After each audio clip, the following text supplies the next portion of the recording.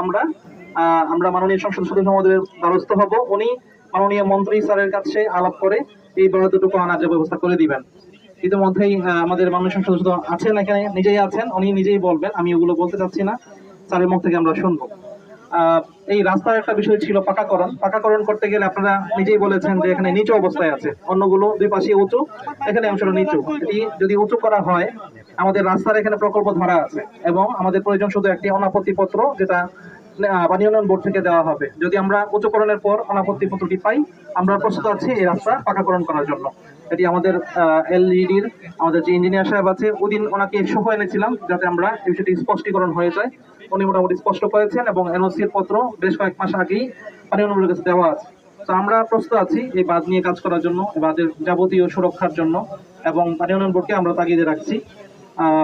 আমার যে অংশটুকু প্রশাসনিকভাবে বর্তমানে আছে এটুকু বললাম। আমাদের মাননীয় সংসদ সদস্য মহোদয় আছেন, উনি বাকিটুকু ওনার মাধ্যমে বলবেন, আমরা শুনবো। স্যারকে ধন্যবাদ জানাচ্ছি এই মানববন্ধনে